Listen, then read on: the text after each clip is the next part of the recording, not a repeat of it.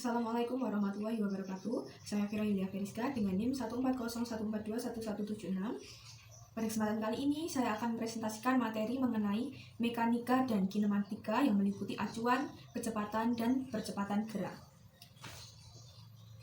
Baik, yang pertama yang akan kita pelajari adalah mekanika dan kinematika itu sendiri. Jadi, mekanika adalah cabang ilmu fisika yang berhubungan dengan perilaku benda yang menjadi subjek gaya atau perpindahan dan efek selanjutnya pada benda.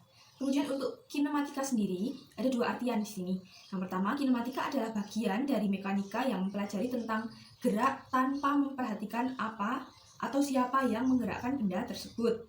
Untuk yang kedua adalah ilmu yang membahas tentang gerak tanpa meninjau penyebab terjadinya gerak tersebut. Hampir sama, cuma di sini penerapan kata-katanya yang berbeda. Jadi kemudian gerak adalah perubahan posisi suatu benda terhadap titik acuan. Titik acuan sendiri didefinisikan sebagai titik awal atau titik tempat pengamatan, tempat dimulainya suatu pengamatan tersebut. Selanjutnya ada gerak. Gerak berdasarkan lintasannya, ada gerak lurus, melingkar, dan parabola. Gerak lurus sendiri terjadi pada lintasan lurus, contohnya mobil yang bergerak maju, kemudian buah apel yang jatuh dari pohonnya. Kemudian untuk gerak melingkar terjadi pada lintasan melingkar mengelilingi suatu titik tetap, ada suatu titik tetap dan dikelilingi. Contoh untuk gerak melingkar sendiri yaitu gerak jarum pada analog. Melingkar, kemudian biang lala, bumi berotasi, roda kendaraan, dan baling-baling pesawat. Untuk gerak parabolanya sendiri dikenal juga dengan gerak peluru, merupakan gerak benda yang terjadi pada lintasan berbentuk parabola atau melengkung. Contoh ada gerak bola yang melambung ketika ditendang atau dilempar ke atas. Kemudian yang selanjutnya ada gerak berdasarkan acuan pengamatan. Nah, gerak parabola dan gerak relatif ini sama ya. Contoh yang parabola juga hampir sama seperti yang tadi. Nah, untuk gerak relatif sendiri, gerak benda yang sifatnya bergantung pada posisi pengamatan atau titik acuan.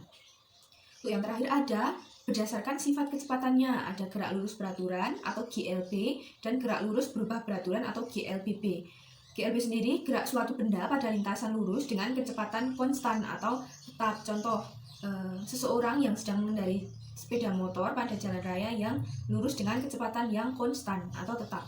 Kemudian GLBB gerak suatu benda pada lintasan lurus dengan kecepatan yang berubah secara beraturan dan percepatannya tetap. Contoh, seorang yang mengendarai mobil pada jalan raya yang lurus tetapi dengan kecepatan berubah secara teratur, bisa bertambah cepat atau kemudian bertambah lambat tapi secara teratur.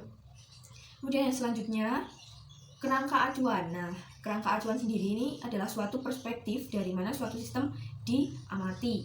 Kerangka acuan inersia contohnya merupakan suatu kerangka acuan yang bertranslasi dengan suatu kecepatan konstan, yang berarti kerangka acuan itu tidak berotasi atau hanya bertranslasi dan pusat koordinatnya bangkit dengan kecepatan konstan di sepanjang suatu garis lurus atau dengan kecepatan tetap tanpa keadaan komponen percepatan. Kemudian dalam kerangka acuan inersia berlaku hukum pertama Newton atau inersia dan juga hukum gerak Newton.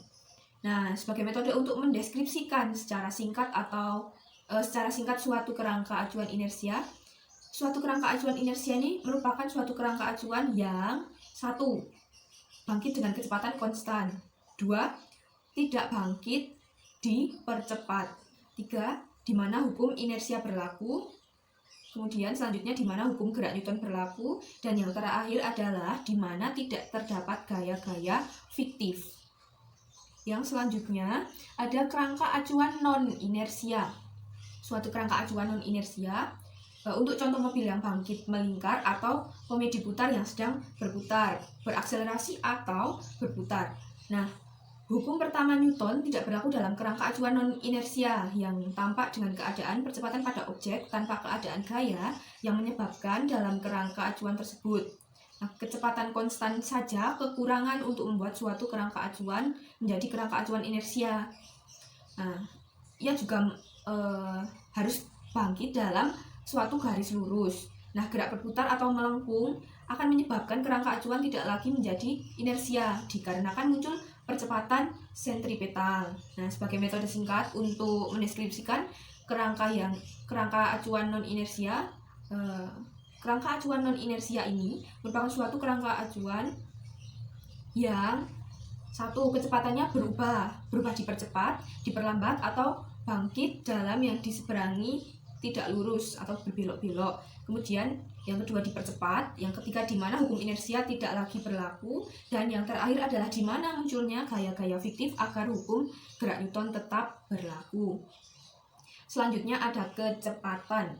Kecepatan merupakan besaran turunan yang diturunkan dari besaran pokok panjang dan waktu, di mana rumus kecepatan yaitu jarak dibagi waktu. Nah, kecepatan besar vektor yang menunjukkan seberapa cepat benda berpindah. Nah, ini untuk 3 jenis rumus kecepatan.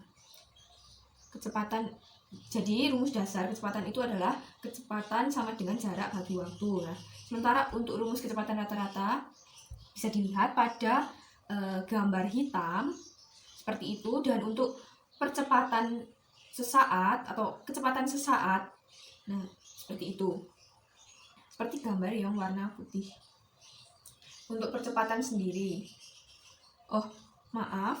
untuk ini rumus kecepatan adalah gambar yang di rumus percepatan, yaitu kecepatan sesaat sama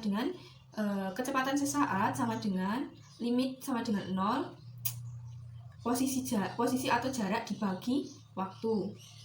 Kemudian untuk tadi yang kecepatan sendiri, untuk yang percepatan sendiri itu ada di gambar putih yang kecepatan. Nah, sekarang kita bicara tentang percepatan. Dalam fisika, percepatan atau akselerasi adalah perubahan kecepatan dalam suatu waktu tertentu. Nah, akselerasi sebuah objek disebabkan karena gaya yang bekerja pada objek tersebut, seperti yang dijelaskan dalam hukum kedua Newton. Ini untuk rumusnya. Kemudian untuk beberapa grafik, ada 3 grafik. Oke, saya kira cukup sekian penjelasan dari saya untuk PPT. Mohon maaf apabila ada kesalahan. Wassalamualaikum warahmatullahi wabarakatuh.